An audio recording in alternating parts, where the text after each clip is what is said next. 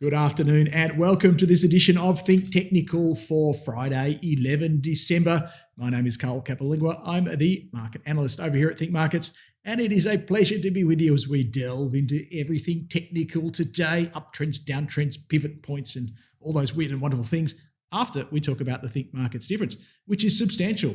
$8 flat rate trades, your own holder identification number, and unlimited phone support. Hey, not to mention no hidden fees, no platform fees, no subscription fees like other brokers do. And if you don't think that's enough, as they say in the classics, there's more, 10 free trades. So I reckon that's about 14 good reasons for you to switch your next ASX trade to Think Markets. The agenda for today's Think Technical is to talk about the big picture overview, what's going on those charts. We'll bring it closer to home, have a look at the local market and a couple of sectors I'm very interested in at the moment. And we'll have a look at a few ASX stocks of interest. We'll kick off with the S&P 500, the key benchmark index from the USA. We made a provisional high. In fact, no, it is a peak now at 37.13, give or take. We came down yesterday, tested that 36.46 level and had a small bounce. I wouldn't say it was a convincing bounce, but it's a bounce nonetheless. And it is important to see some demand coming in at these key support levels to let us know that they are actually starting to act as support levels. How do I know demand's there? Well, the price didn't close on the lows. It closed closer to the highs. The only way that can happen is if there is more demand than supply in the system. So that's a positive sign. What would have made it more positive? Well, if it looked like this. So Nasdaq, a far stronger, a far more decisive move higher. 12,608, the new peak there. 12.2, the support level here, and probably going a little bit deeper into 12.1 and 12,000. But good to see it opened on the low and then rallied throughout the day and closed on the high. Once again, you can only do that if you have some solid demand in the system. So quite prospective here for the Nasdaq to continue this short-term uptrend, continue this nice price action of higher peaks and higher troughs, and therefore continue to move higher. Both of those charts, the S&P 500 and the Nasdaq, that technical picture occurring within this broader long-term uptrend. So happy to stick with it there. Nothing telling me that we can't continue to move higher in the short term. Okay, having a look at some of the other interesting moves from overnight. The Australian dollar is probably the most interesting one. Now that's burst through 75 cents. I've been in the media, been talking about 76 is a potential target. Let me flick out to the weekly chart and tell you why. I reckon it might be that high there. So 76.76 is probably the most logical short-term target. Above that, I think you'd be looking at 78.12, and then there's a little pressure point here at 79.16. 80 cents might be a resistance point simply because it's a key round number, psychological level where we'd expect to see some supply. But the ultimate target is potentially up here at 81.35. So we could see an overshoot of that 80 cent level. How long can it take to occur through here? That took a number of months to occur. So it may well be that sort of time frame until we see that ultimate target. But in the short term, pretty bullish on the Australian dollar.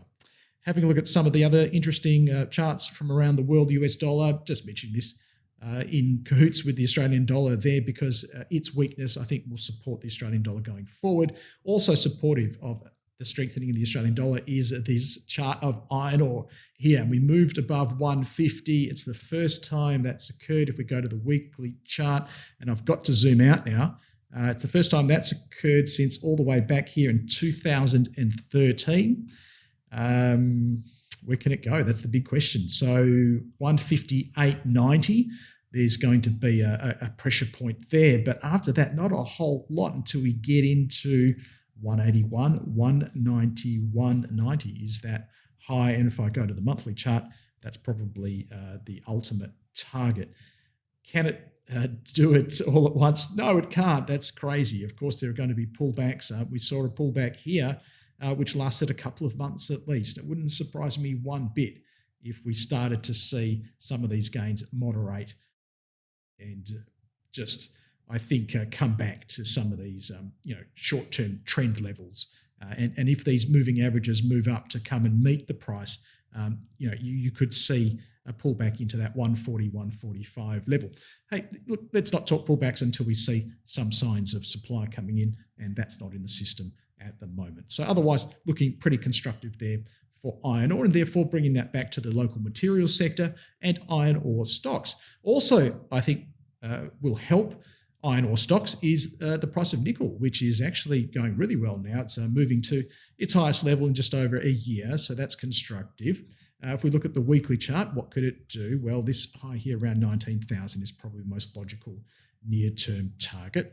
Copper's always a good one to look at. That's actually broken out of a 2-year range. It's trading at its highest level since almost 2012, so that's very constructive as well. Upside targets, well, we're not there yet. So there's a pretty consistent theme. Yes, they are very, very strong trends. Yes, they are almost going vertical on the chart, but there's still a little bit of upside until we hit some of those pressure points. So happy to stick with those trends until I see those trends start to bend, start to change. Let's come closer to home and look at the ASX 200. We'll go back to the daily chart, and we can see we are tracking along pretty well. High peaks, higher troughs, short-term uptrend. The long-term uptrend has been in place since the 2nd of December, and it is growing, and that's great to see as well. But I do note some short-term weakness coming in over the last couple of sessions. There probably will be some support in this region around 6,600, but failing that, 65.11 should catch us, and 64.71 is not far behind, as is the dynamic support I expect to come in from these moving averages. If you're wondering what the hell is that all about, this dynamic support, well, you can see quite often these moving averages tend to be a point where the price bounces off, almost like a trampolining effect. Doesn't happen all the time, but does happen often, and sometimes that's all you need. Something that happens often, it doesn't have to happen all the time. Okay, sectors which look interesting right now. I think the energy sector looks particularly interesting. So we've seen it push through this long-term dynamic resistance zone. Now, a resistance zone acts in the opposite way as support. So we expect prices to come near this zone and get pushed down. We've certainly seen that. What is impressive for me is that when we get through the zone, we come back, we test, we hold, and we start to go back up again. That's when I start to get excited for a potential change in that long-term trend. So we could see this long-term downtrend start to turn into a long-term uptrend. Well, it's kind of already started. Those moving averages are starting to get close together, and that's why, and starting to rise, and that's why we're seeing this go from orange to pink. I like the energy sector. I've got a bunch of energy stocks to talk about today. Let's keep moving. The other sector which I like at the moment is technology, and I think we're in a big basing pattern here, and we could break through into the end of the year. It'll be interesting to see how the Nasdaq goes. That'll need to support this move, but there is one stock in particular, probably the largest capitalization. Don't quote me on that one and pull me up if I'm incorrect, but Afterpay, I think, is the largest cap stock in that sub-index. And that looks quite interesting. I'm going to talk about that a little bit later on. Probably just worth mentioning the materials, because we've talked about those base metals prices. Chart looks similar. Look, it is stretched, but there's potentially still a little bit of upside. And don't doubt the trend until we start to see signs that supply is coming in. So stick with that one also for the time being. But yes, I'm getting a little bit, what's the right word, cautious perhaps, given how far we've come in such a short space of time. So there might be some profits out there to take as well. Hey, we'll look at some commodity space stocks in our look at stocks today, which are going to be here in my shortlist. So let's kick off today. And again, look, this is very much a technical focused update today. We do other fundamental updates on the site, but this is all about the chart. So if you want to use this as a tool, if only to find stocks that look interesting on their charts with respect to their trends, and then go and investigate those on a fundamental basis, that's perfectly fine. So even if this is just an ideas factory, that's still a good thing. So this is my list of stocks which I think you need to pay further attention to, and I'll give you some buy levels as well. So A2B is the first one. That's also the ticker code. We've got this short-term uptrend in place. We can see that trampolining effect also, once again, from the short-term uptrend. The price has come down. It's pushing off that. We've got a little support zone here around 125. Resistance is at 143 and then into 169. But as long as we're holding 125, I'm happy to look for buys in and around this level, as on the basis that I think we will challenge 143 and break through and go higher. I think the longer term trend is changing. It's very much in the process of doing that. I call this an emerging trend, an emerging long-term uptrend. It's good to see that the price has moved above that, what still is ultimately resistance level, But then, as we push above it, we pull back, we hold, we start to go again. I think that's when you're getting the prospective buy point for these emerging trends. This is an established trend. So we've got an emerging trend, we've got an established trend. This is one we've covered a number of times in ThinkTechnical, and I just have my notes down here to tell me when we've covered it, and we started covering it around about $2.50, and I'm going to guess it's around here on this breakout because it had gone from that downtrend, isn't it, into an emerging trend again, broken through, pulled back, and up we go. So, this is showing you, I guess, potentially the future for a setup like A2B. Very interesting to see how these things can progress.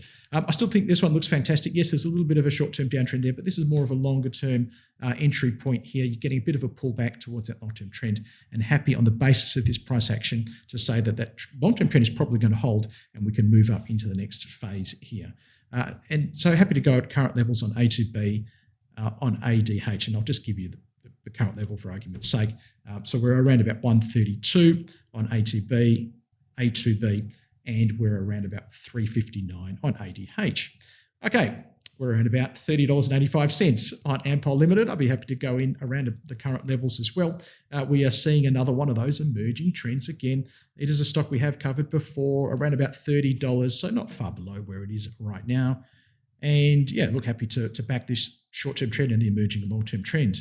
Atomos, AMS is the ticker code there. This is also one we've featured before, around about 82 cents. So that's done pretty well. Pushed into 109, nice move, pulling back and holding, hopefully, this short-term support zone here. And another one of those emerging trends. I like the way this one is shaping up, so happy to go around about the current levels there, 94.5.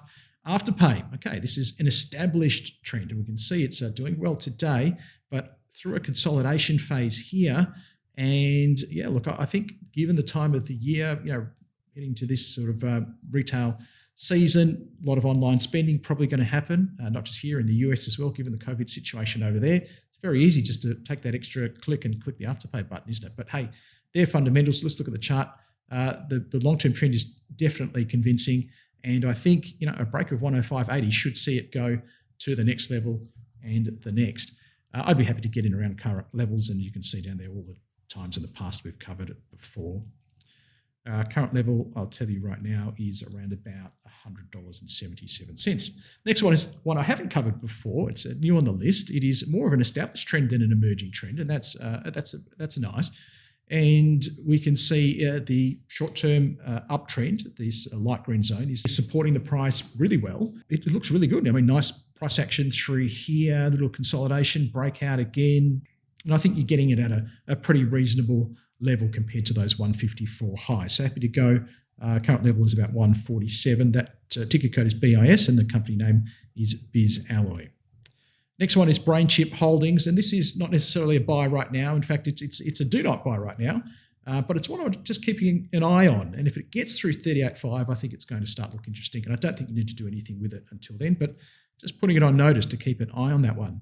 CPU is one we've covered very recently. In fact, it hasn't even broken through the level that I put on it before. It is an emerging trend, so it's good to see us push through that long-term downtrend, come back, test, hold, and now we're going again. And it shows the difference really between where that long-term downtrend is continuing to offer supply, offer resistance, and push prices down. So the fact we're above it, I think, is a pivotal change for this long-term trend. Hopefully it continues to follow through, and a break of 1460 would be the way to trade that one. This is an established trend, nice short-term uptrend, nice long-term uptrend, good price action, high peaks, high troughs, fantastic stuff. Stairway to heaven. So this is Centaurus Metals, ticker code CTM. It's a smaller stock, so again, be mindful of the risks with smaller stocks, tend to be a little bit more volatile. The next one is also a fairly small stock as well, but it's in that energy sector, which I said looks pretty good. Carnarvon Petroleum, I'd be looking to go on a break of 29.5. So I think best to respect the breakout there and wait for the momentum to follow through on that one. But otherwise, it is one of those emerging trends, isn't it? We've got that long-term downtrend level being breached, test held a couple of times, and now we're moving into what I think is an establishing long-term uptrend. Kogan, this is an interesting one because it is an established long-term uptrend, but it's in a short-term downtrend. So this is an on-watch one. It's one we have had buys on it before. If you're in it, I think you would stick with it on the basis of the long-term trend. If you're not in it, I think there may be an opportunity to get in at what I think is a nice pullback from those highs. But we want to see it break, I think, 1862, because that would put us above that short-term downtrend, and that's important to break that zone, and it would confirm these new higher peaks and higher troughs. So 1862, a break for Kogan, ticker code KGN. This one is Minotaur. It's one we featured a couple of times. It's actually done really well if you manage to get on it. So the first one was at 5.6 cents, which is all the way down here on this breakout. And interestingly, very similar concept to finding those emerging trends. And then we featured it at 7.3 on this little move here. And by that stage, it had become an established trend. So, these patterns just keep occurring over and over again. We've seen a nice pullback into the support zone of this short-term uptrend. And it's really just going on the bounce out of that zone, assuming that it will continue to support. So happy to go around current levels. You're looking at 14 and about 15 cents at the moment for MEP Minotaur. Next one is New Hope Corporation. This is the first of a couple of coal stocks I've got in here. And this one is definitely more of a wait for the breakout. It is early. This is as early as I would ever go, and therefore you have to think that there's more risk involved in this. I'm going on the basis of the strength in the broader sector, on the basis of the strength in another coal stock I'm going to mention today. But I would wait for a break of 147, and if you're a bit more conservative, wait for a break and a hold above 150 before you go. So we are really going out on a limb here and saying that this is going to become a breakout of the downtrend zone, and then later you would expect a pullback, hold, and go again. But we're going to try and get in a little bit early here. So earlier you get in on a trend, the higher the risk. Now, nothing early about this trend. It's a very well-established trend. Sorry, let me just zoom out. It's nickel mines. The name says it all. It's what they do. We saw earlier in the presentation nickel, very strong chart at the moment. And we've featured it a number of times before in ThinkTechnical. So happy to hold it. And if you're not on it, happy to continue to buy it around the current levels. So that is NIC. Oil search in this energy sector, which I'm thinking is going to start to perform or at least catch up to the rest of the market. This one, I think, again, a little bit conservative. I think you can look, if you're a bit more aggressive, I'll give you a point. So that high there is 386. So you go on a break of 386. If you're a bit more conservative, wait for it to print 4 before you have a go at that one. But I do want to put these out on watch and sound them out. You'd have to, I guess, decide whether you believe that this is a break of the downtrend zone, a test and a hold. It's still largely in that zone. So that's going to cause me to be a bit conservative in that entry. So maybe 4 is the best way to go there. PPK is the name of the company and also the ticker code. This is more of an established trend, and we're pulling back into that support zone. We're looking for the next move up within this short-term uptrend, 690 and then 760, the target. Look, and compare and contrast some of these setups. I'm just giving you ideas here, but you might find that some of them have less upside return before they hit a key resistance level. Some might not have any. So, that's how you might separate. You can't do all 24 or 20, whatever there is in here. So, work out your own little system for picking one from the other. I think this one looks really interesting. Let me zoom out because we talked about that upside resistance. Well, just a little bit here. And that level there I'll give you is 23.87. And if you look at the current price we're at 23.46. So we're very, very close to that. And once we get through that, then there is no resistance. We're in blue sky. It's one we've covered many, many, many times. And I still think it's a buy from here. The current level is at 23.44. So I'm happy to go around here. This is the other 7. So 7 Group previously in 7 West Media. They split the company and this one got the media assets. I think this is interesting on a break of 26.5. I wouldn't go earlier than that because I want to see some momentum come through to confirm that this establishing trend has really got some legs to it. So you can see some of these where they're establishing, I'm giving you a more conservative entry point. This is an established trend, so I'm happy to be more aggressive on it. It's bouncing well off this short-term dynamic support zone. Hey, it's a 4-cent stock. It's a very small stock. Venture Minerals, again, it's all technical, so I haven't investigated what these guys do, but you might want to go and follow that up. My point is, don't put your whole superannuation fund on this. It is a more speculative stock. It's a small stock. These can be volatile. So I'm giving you the heads up on this one. It is a nice trend from a technical perspective.